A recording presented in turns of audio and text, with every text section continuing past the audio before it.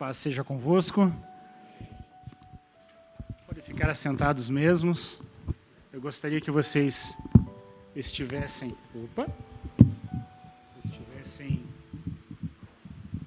abrindo suas Bíblias em Marcos. Acho que é aqui, né? Muito bem, me dá uma ajuda. Obrigado, pastor. Então eu gostaria que vocês estivessem abrindo suas Bíblias em Marcos 2. É um texto um pouco longo, mas vamos ler com calma e atenção. Na minha Bíblia está como título Jesus cura um paralítico. Poucos dias depois, tendo Jesus entrado novamente em Cafarnaum, o povo ouviu falar que ele estava em casa. Então, muita gente se reuniu ali, de forma que não havia lugar nem junto à porta, e ele lhes pregava a palavra. Vieram alguns homens, trazendo-lhe um paralítico, carregando por 4 deles, não podendo levá-lo até Jesus, por causa da multidão, removeram parte da cobertura do lugar onde Jesus estava, e pela abertura do teto, baixaram a maca em que estavam deitado o paralítico. Versículo 5. Vendo a fé que eles tinham, Jesus disse ao paralítico: Filho, os seus pecados estão perdoados. Estavam assentados ali alguns mestres da lei, raciocinando em seu íntimo: por que esse homem fala assim? Está blasfemando? Quem pode perdoar pecados a não ser somente Deus? Jesus percebeu logo em seu espírito que era isso que eles estavam pensando. E lhes disse: por que vocês estão remoendo essas coisas em seu coração? Que é mais fácil dizer ao paralítico: os seus pecados estão perdoados? Ou levante-se, pegue a sua maca e ande? Mas, para que vocês saibam que o Filho do Homem tem na terra autoridade para perdoar pecados, disse ao paralítico: eu lhe digo, levante-se, pegue essa maca e vá para casa. Ele se levantou, pegou a maca e saiu da vista de todos, que atônitos glorificavam a Deus, dizendo: nunca vimos algo igual. Jesus, agora na parte no versículo 13, o chamado de Levi. Jesus saiu outra vez para a beira-mar. Uma grande multidão aproximou-se dele e começou a ensiná-los. Passando por ali, viu Levi, filho de Alfeu, sentado na coletoria, e disse: siga-me. Levi levantou-se e o seguiu. Durante uma refeição na casa de Levi, muitos publicanos e pescadores estavam comendo com Jesus e seus discípulos, pois haviam muito os que o seguiam. Quando os mestres da lei, que eram fariseus, o viram comendo com pecadores e publicanos, perguntaram aos discípulos de Jesus: por que ele come com publicanos e pecadores? Ouvindo isso, Jesus lhes disse: não são os que têm saúde que precisam de médico, mas sim os doentes. Eu não vim para chamar justos, mas sim pecadores. Aleluia, glória a Deus. Então esse é o nosso texto que nós vamos estar meditando da palavra de Deus hoje. Qual que vai ser a pegada do culto hoje? Será que o culto vai ser mais jovem? Será que o culto vai ser mais... Qual que vai ser a pegada desse culto? Agora eu vou chamar a responsabilidade para vocês. Isso aí. Vai ser... Ou... Como é que vai ser essa pegada com vocês? Da minha parte, eu creio que da parte de Jesus vai ser pegada legal. Então nós também temos que ter essa pegada. Que vocês também tenham essa pegada. Amém? Meus queridos, palavra forte. Palavra muito forte. Sempre a palavra de Deus ela é muito forte. Geralmente, quando nós iniciamos a nossa carreira, seja ela profissional ou ministerial, obrigado, irmã, ou ministerial, logo que começamos a deslanchar nessa nossa carreira, é normal que nós fiquemos, às vezes, um pouco mais afastados das pessoas. No início, nós estamos muito próximos, mas no decorrer, quando a gente começa a ficar um pouquinho mais atarefados, é normal que nós fiquemos um pouco mais afastados das pessoas. Mas nós vemos que Jesus era totalmente diferente.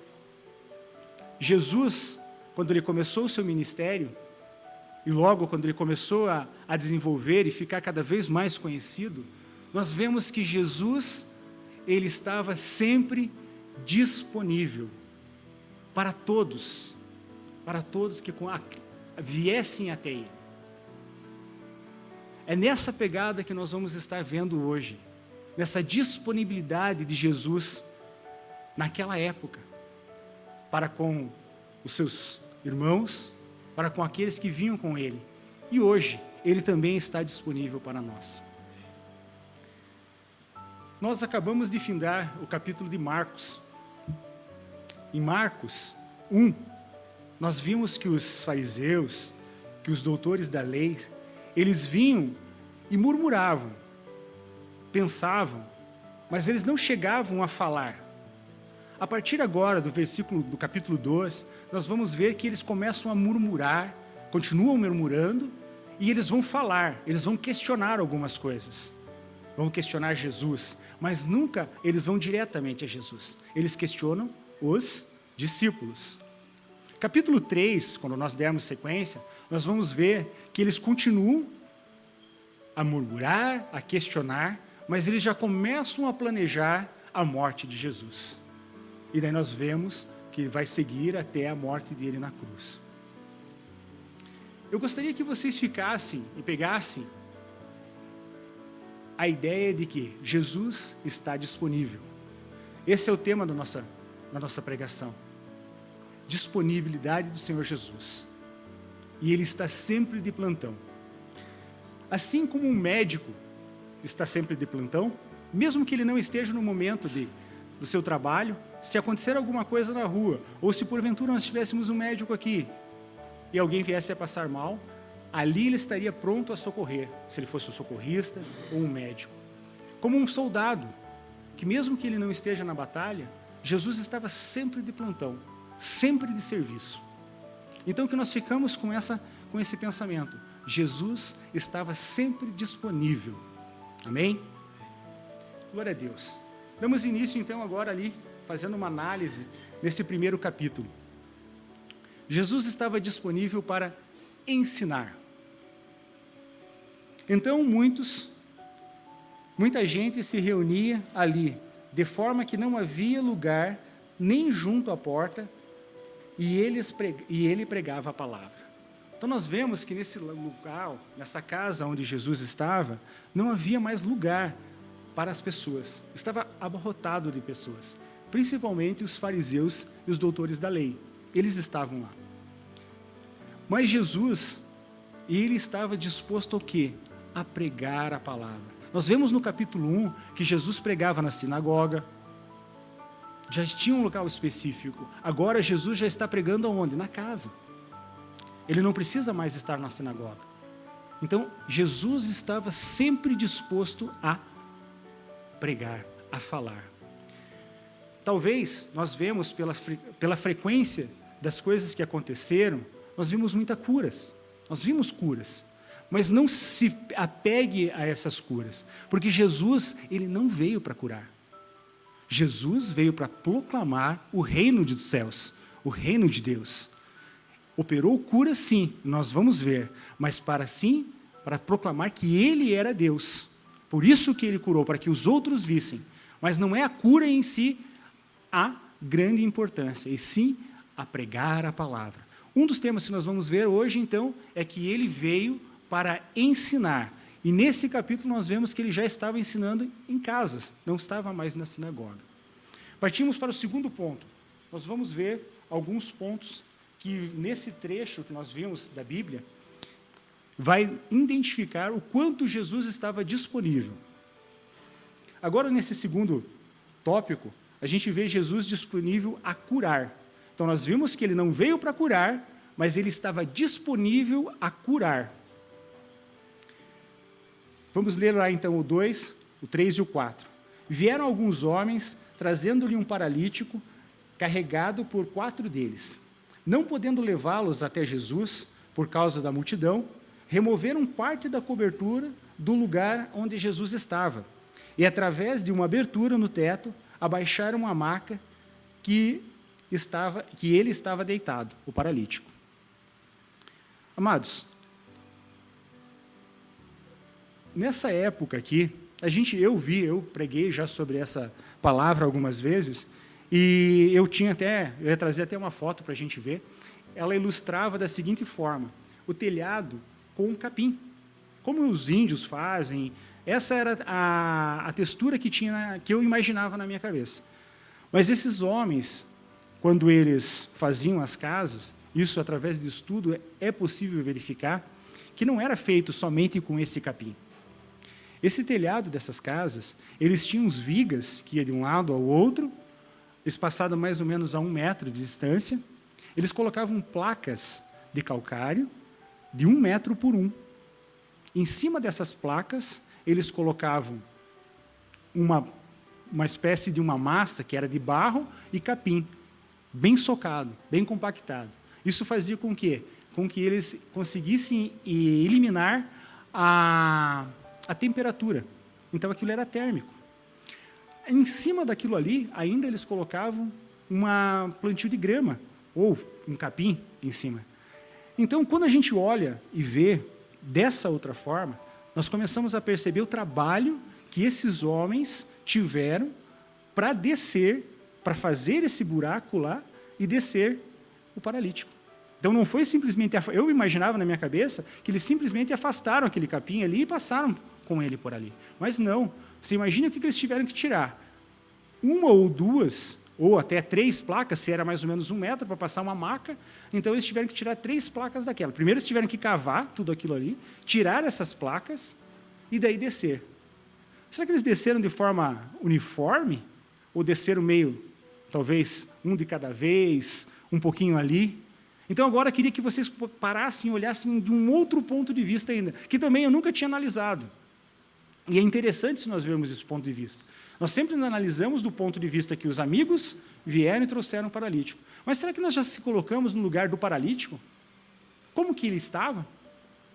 Primeiramente, eu imagino que ele estava com medo para estar descendo ali. E medo por 2 situações. O que eu falei que estavam lá nesse local? Estavam doutores da lei e escribas. Escritores, os doutores da lei, os fariseus.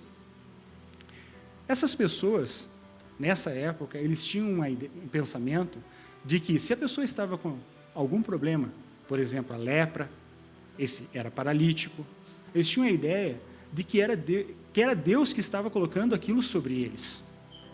Por quê? Ele tinha algum pecado. Então, era dessa forma que eles pensavam. Mas como que a gente vai pensar disso? Será que isso tem alguma relação? Se nós lembrarmos lá da irmã de Moisés, não me recordo o nome dela, Miriam, ela falou mal do irmão dela e na mesma hora ela pegou lepra.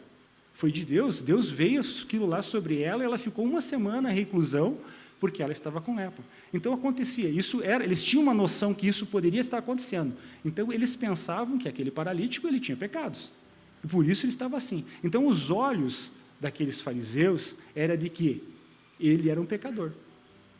Então, ele estava sendo colocado, estava sendo içado no meio dos seus acusadores.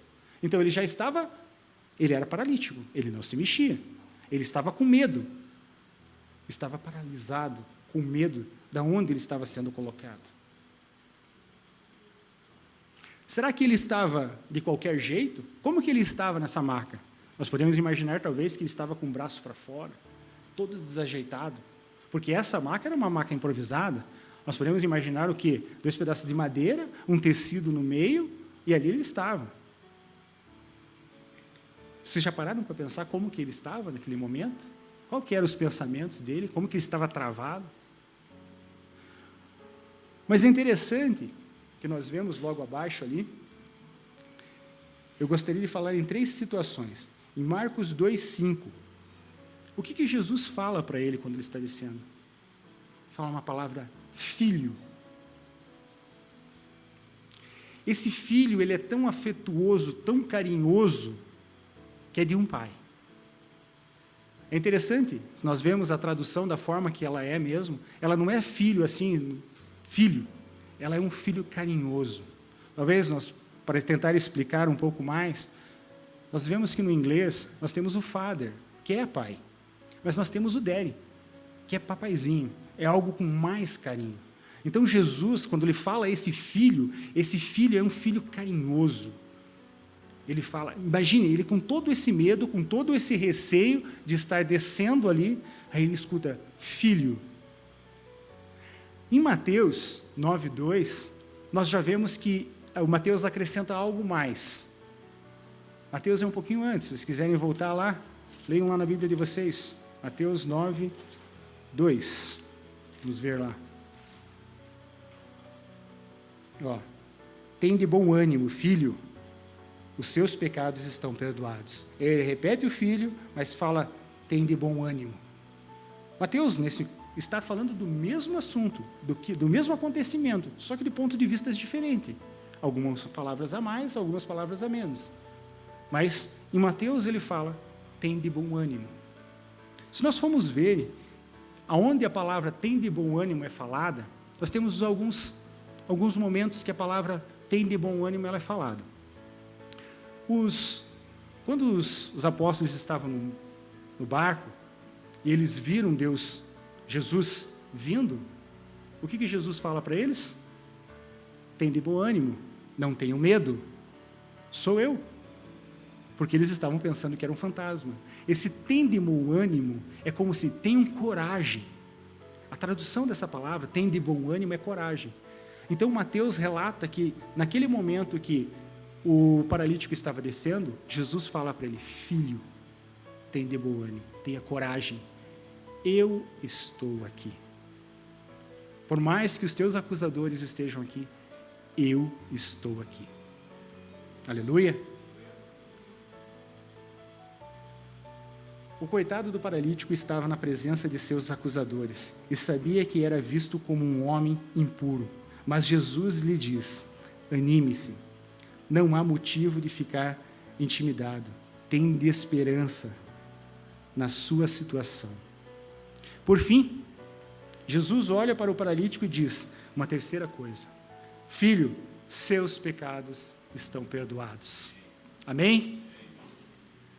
Jesus veio para curar, mas ele perdoa os seus pecados. E esse curar, nessa terceira tópico que a gente vai falar, ele também vai trazer alguns probleminhas. Vamos lá para o terceiro. Então, até agora nós vimos, Jesus está disponível para quê? Para ensinar. Segundo, Jesus está para curar. E agora nós vamos ver o terceiro tópico, que é, Jesus está disponível para os críticos. Esse versículo aqui agora, nós vamos ver o versículo 2, capítulo 2, versículo 8. Jesus percebeu logo em seu espírito que era isso que eles estavam pensando. É isso que está lá? Nós vamos ler um pouquinho mais adiante. Deixa eu ver quantos são. São do 8 até o 10. Deixa eu pegar aqui e ler. Jesus percebeu logo em seu espírito que era isso que eles estavam pensando. Eles disse, por que vocês estão remoendo essas coisas em seu coração? O que é mais fácil dizer ao paralítico? Os seus pecados estão perdoados? Ou levanta-se, pegue a sua maca e ande? Mas para vocês, saibam que o Filho do Homem tem na terra autoridade para perdoar pecados, disse ao paralítico, levante-se e ande. Pegue a sua maca. O que nós percebemos ali? É interessante nós pensarmos como Jesus, as pessoas não precisam falar. Esses fariseus, eles não chegaram a falar. Eles estavam no seu coração, eles estavam só em pensamento aquilo ali. Muitas vezes, nós se questionamos, né? Nós não, eu só pensei, mas você já está pecando. Porque Jesus conhece teu coração. Conhece mesmo, pessoal. Não adianta você querer esconder as coisas de Jesus. Jesus conhece o teu coração. Às vezes você está buscando uma coisa, às vezes você está direcionando, talvez você esteja até querendo enganar, mas Jesus conhece o teu coração. E Ele sabe, e Ele vai esperar tratar o teu coração para aquilo que você está esperando acontecer. Você veja que esses fariseus, eles questionam Jesus. Por quê? Porque Jesus fala que perdoaria os seus pecados. E isso, para eles, era como se fosse uma blasfêmia, porque somente Deus poderia perdoar os pecados. Então eles entendem que Jesus está blasfemando, e eles tinham uma lei para quem blasfemasse. Qual que era essa lei? Era pendurar a pessoa em uma árvore e apedrejá-la até a morte. E depois ainda era enterrar ela em desonra. Enterrar em desonra é afastado do local onde costuma a sua família. Eles afastavam essa pessoa era enterrada em outro cemitério. Isso era o que eles pensavam. Mas olha como Jesus vai tratar essa situação com eles. Nas mesmas argumentações deles, Jesus vai tratar com eles. Mas, infelizmente, pela cegueira que eles estavam, eles não entendem nada daquilo que Jesus fez. Mas Jesus provou a eles. Eu coloquei em alguns tópicos aqui, o irmão pode passar? Aqui, ó. Veja que interessante. Então, na teoria, no pensamento deles, só quem podia perdoar era Deus. Só quem podia curar era Deus. Nessa forma que Jesus fala com eles, olha o que aconteceu. Ninguém pode ser curado se não for perdoado. Somente Deus pode perdoar os pecados. O paralítico foi perdoado. Jesus perdoou os seus pecados. Então, logo, Jesus era Deus. Não tinha, era uma prova irrefutável que ele era Deus. Só que eles, infelizmente, pela sua amargura nos seus corações, eles não entendiam isso. Mas Jesus, no momento que ele faz, ele perdoa os seus pecados e ele pega para que, o que ele fala lá na palavra lá? Os seus pecados estão perdoados, levante-se e pegue a sua maca e ande. Mas um pouquinho antes ali. Jesus percebeu logo em seu espírito que era isso que eles estavam pensando. Ele lhes disse, por que vocês estão remoendo essas coisas em seu coração? Que é mais fácil dizer ao paralítico, os seus pecados estão perdoados, ou levante-se, ande e pegue a sua maca? Mas para que vocês saibam que eu sou filho do homem e tenho autoridade na terra para perdoar pecados, pegue a sua maca e levante. Então essa foi a sequência com que Jesus, nas suas próprias argumentações dos fariseus, ele prova que ele poderia perdoar pecados, porque ele era Deus, ele poderia curar, porque ele era Deus, então ele logo era Deus que estava ali. Amém? Glória a Deus. Em um grande médico, é como se Jesus fosse um grande médico naquele momento. Imagine, ele recebe o paciente, faz o diagnóstico e fornece ainda a cura e paga. Jesus fez tudo isso. Ele forneceu o diagnóstico, ofereceu a cura e ainda pagou por ela. É isso que Jesus fez por nós, por todos nós. Amém? Vamos passar para o quarto tópico. Jesus está disponível aos marginalizados. Deixa eu ver como está nosso tempo. Beleza, estamos tranquilos. Então agora nós passamos ali para o chamado de Levi. Jesus está disponível aos marginalizados. Acompanhe ali em Marcos 2, no 13 e no 14. Deixa eu ler aqui. Jesus saiu outra vez para a beira-mar. Uma grande multidão aproximou-se e ele começou a analisá-los, a ensiná-los. Passaram por ali e viu Levi, filho de Alfeu, sentado na coletoria. E disse-lhe, sigam-me. Levi levantou-se e o seguiu. É interessante agora nós vemos quem é esse Levi. Levi é Mateus. Nós acabamos de ler Mateus. Então, Levi, depois ele se torna Mateus. Mas, nesse momento que Jesus chama ele estava em uma banca colhendo impostos. Nessa época, existia dois tipos de cobradores de impostos.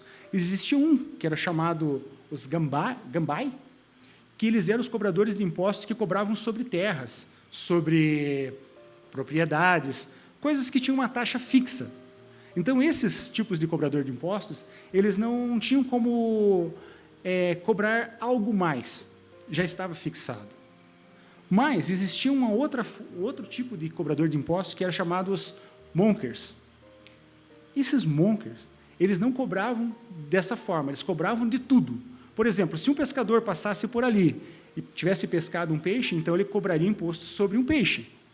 Se a pessoa foi até o mercado e comprou um peixe, ele também vai pagar imposto sobre aquele peixe. Só que não existia uma alíquota para essa cobrança de impostos. Eles estipulavam o que queriam. Só que dessa forma, o que acontecia? Eles enriqueciam. Só que é interessante também nós entendermos que, por eles serem esses cobradores de impostos, eles eram judeus. Eles compraram esse direito. Então, ele era daquele meio, ele era um judeu, que cobrava impostos dos seus. Imagine como que eles eram. Não eram benquistos, né? Com certeza.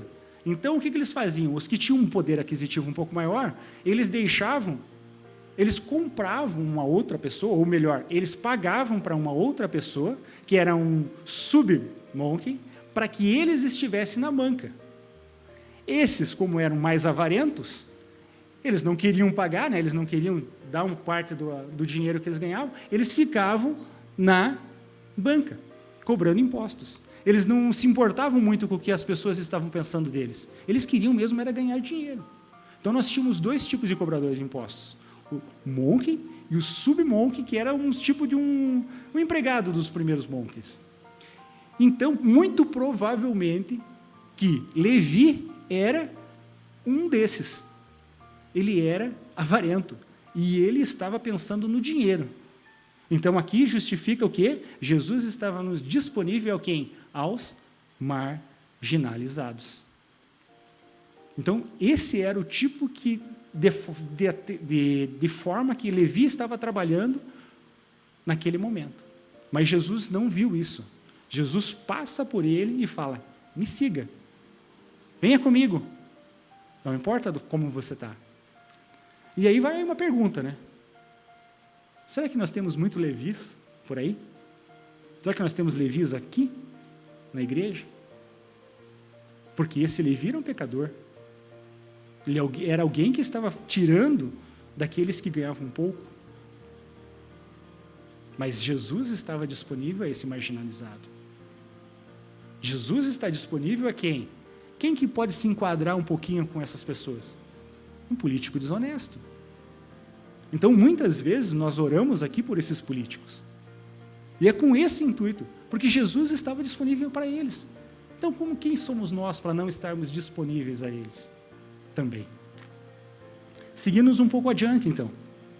Mateus era um cobrador de imposto. Muito provável que era um pequeno monge, avarento e mesquinho. Ele não se preocupava com sua reputação. Não queria saber se alguém lhe apontaria o dedo, ou diria ser traidor. Mateus estava na profissão por causa do dinheiro. Apesar disso, Jesus vai até ele e diz, segue-me. Ele se levanta e o seguiu. Jesus está disponível aos marginalizados. Amém? Vamos seguir mais para o nosso último tópico. Nosso último tópico vai, Jesus estava disponível aos necessitados, ao mundo necessitado. Quando vemos, aqui vamos ler a passagem então, 2,15. Durante uma refeição na casa de Levi, muitos publicanos e pecadores estavam comendo com Jesus e seus discípulos, pois havia muitos que o seguiam. O que novamente os doutores da lei, os fariseus, voltam a falar? Eles veem o que está acontecendo, veem que Jesus estava jantando ou comendo com eles. Não bastava Jesus ter chamado ainda Mateus, mas ele ainda vai e come com essas pessoas. E é interessante nós vermos que, por que, mas comer com essas pessoas? Naquela época, quando a pessoa se juntava para comer, é porque ela estava muito próxima Não é, as pessoas não comiam quando elas estavam de uma pessoa que elas não tinham intimidade com ela. Então, eles perguntam, eles questionam os discípulos, porque eles não vão questionar Jesus. Eles questionam quem? Os discípulos. Por que que ele está jantando ou comendo com esses pecadores? Por que acontecia? Quem que eram esses pecadores que eles falam ali? Eram os que estavam junto com Mateus. Provavelmente, o Levi, Mateus, ele tinha preparado uma festa, porque ali ele estaria dando baixa da profissão que ele tinha. Então, ele deve ter feito um banquete e chamou os seus amigos. Quem que eram os amigos dele? Eram os cobradores de impostos. E esses escribas, eles ficam querendo questionar por que Jesus sentava e comia com eles. E aí, nós vamos ler aquilo que nós vimos ali no texto. Jesus já dá uma explicação para eles. Ouvindo isso, Jesus ouve agora. Jesus lhes disse: não são os que têm saúde que precisam de médico, mas sim os doentes. Eu não vim para chamar justos, mas sim para chamar pecadores. Amados, os críticos, em outras palavras, os críticos disseram: por que ele come com a ralé? Ele se associa com esse povo. Daí Jesus reage no verso 17 que eu acabei de ler. Jesus estava pronto para ensinar, para curar. Para quem? Para os marginalizados. Para quem? E para um mundo que estava disponível. Um mundo necessitado. Jesus estava pronto para todas essas situações de pessoas. Nós vimos aqui os 5 tópicos que estão ali. Para ensinar, para curar, para críticos, aos seus marginalizados e ao mundo necessitado. Isso é o Jesus. Isso é a vida de Jesus. Ele veio para todos eles. Eu gostaria de fazer uma análise agora, vendo tudo isso que nós vimos, dessa forma que Jesus estava disponível. Você está disponível? Você estava disponível como Jesus? Estava.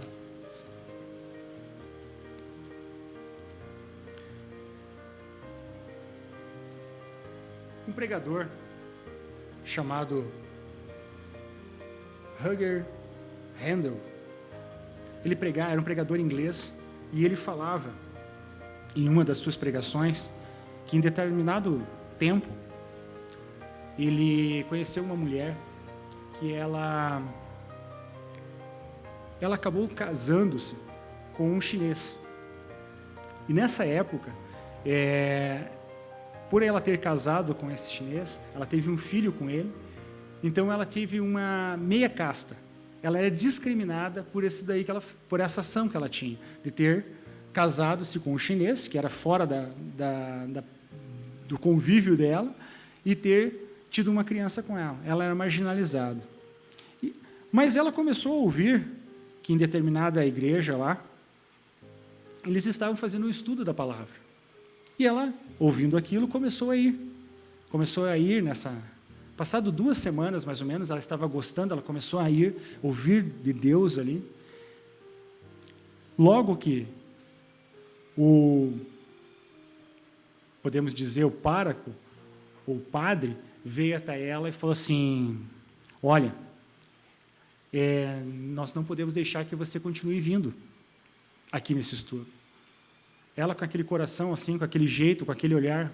Mas por quê? Ele já deu a resposta. Ele nem esperou. Porque você é uma pecadora. Ela olhou, com os olhos cheios de água, cheios de lágrima. Ela pergunta: aonde eu posso ir então? Aonde eu posso ouvir essas palavras? Se nós analisarmos aquilo que nós lemos hoje, Jesus estava disponível. Provavelmente, Jesus estaria disponível para ela. Com certeza, se ela procurasse, Jesus estaria disponível. Mas, infelizmente, essa igreja não estava disponível para ela, disponível para essa pecadora. Amados, eu posso dizer para vocês, será que hoje,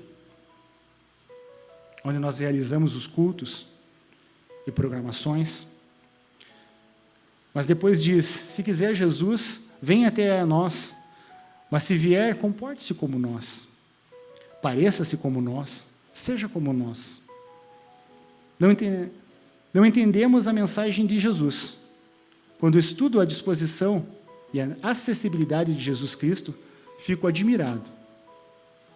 Será que se Jesus vivesse hoje, no século 21, teria algumas igrejas que não o aceitariam? Infelizmente.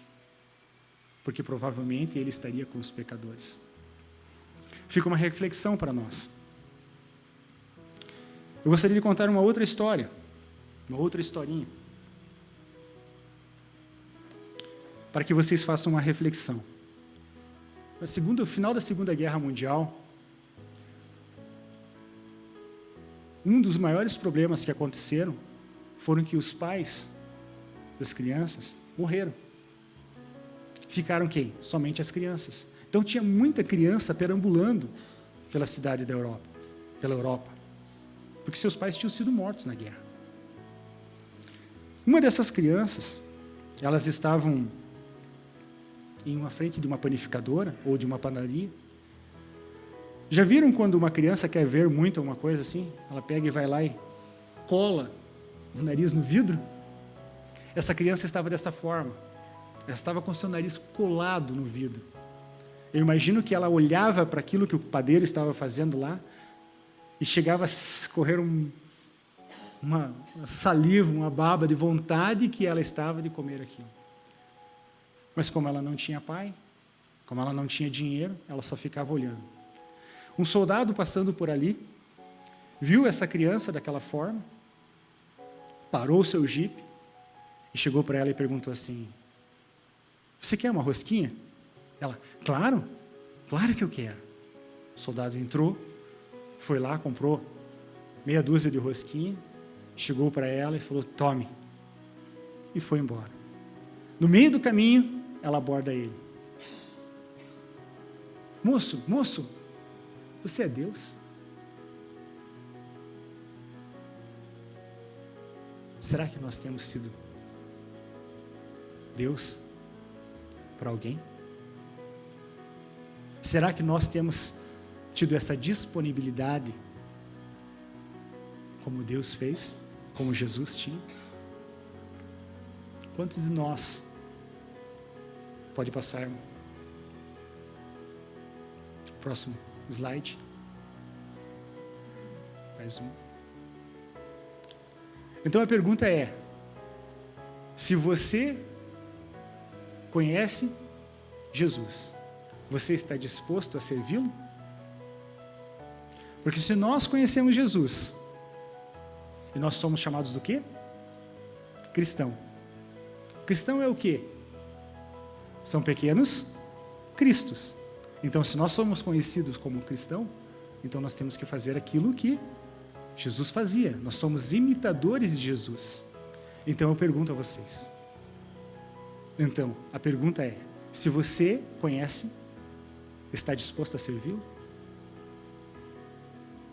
Pode colocar o próximo.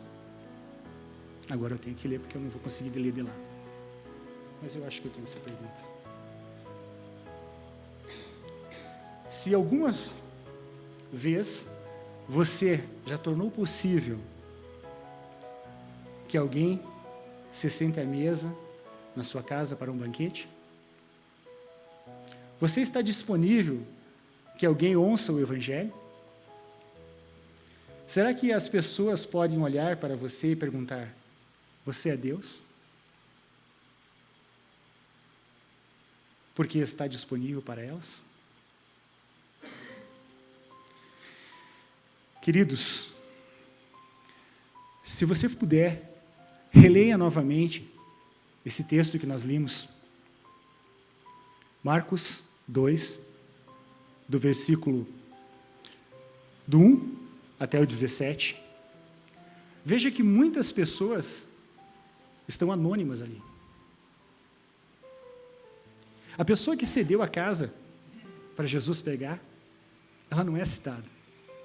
Mas com certeza, ela estava disponível para Jesus.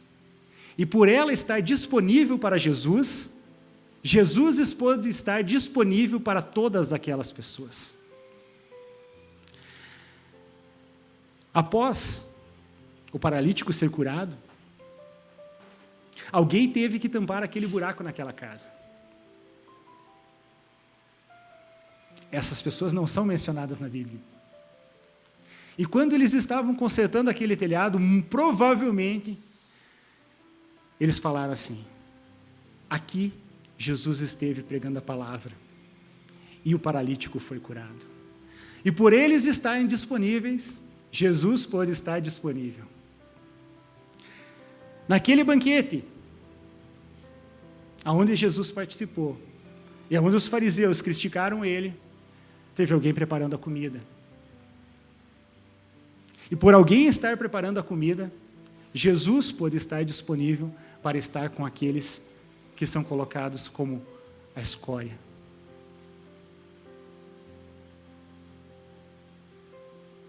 Amados, muitas pessoas nesse texto que nós lemos estão anônimos, mas eles entenderam o que Jesus estava aqui. Para que ele estivesse disponível, outros que entenderam estavam disponíveis. Amém? Curve sua cabeça, eu gostaria de estar orando com vocês.